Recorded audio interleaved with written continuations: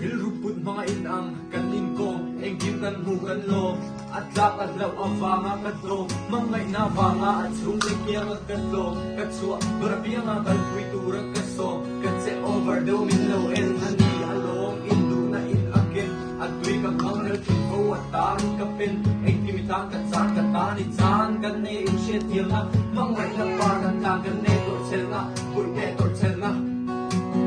Leng, leng, leng, lumaleng, ewe. Seng,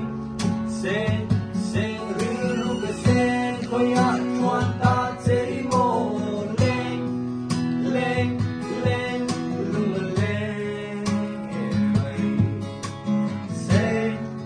seng, seng, riruga seng, koya chuan ta tseri mo.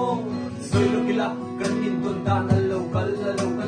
tira katatakon pian tiang hay rualo amoy to ulit kinasama say ato hiyo sino kay no bay ka son ang kanin na ding aming ka son trailaw de at ding sana na dola walu at king at taan si asing sang sum sarila kanin kahit hindi ka lang ka aba imagine MPO ang kurhang ang buhay law kasi tatatahon kuya pando nila pa leng leng leng lumaleng emay seng seng seng riruga seng koya chuan ta say mo leng leng leng lumaleng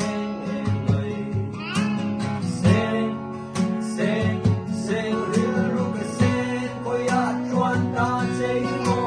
pastor maatir kate di buhay ka hansa kadiwan ni di asyen de asyen lo ko kashilaw lai katsu biglaw biya ang hayabakin katselaw kebon diin bulahan dran soyro soyro soy zero yumoy tak siya naman buot yan kakulturan di ang banga rintang na siya man law tuming hansil eneng guwa makalan siya law ngole tontumay nung ang bata man suot kanin buwan katansin engkim tuwin buwan nitin kainin kamat soy humay ganda lumabangin kanin minbuwan kanin sa asilaw niyo kanin banglada ang kanin kahan suya miyong tay suko hindi itsuke som sa tago riyan natan bakad kaklaw kay vera chenong kompekten nan soy mitkap tayo ay kutli selong maleng kuya emo pegila segila ibegila ng naibarkan chen ang ahang avanti sinon ve melsan na nilang kinan leng leng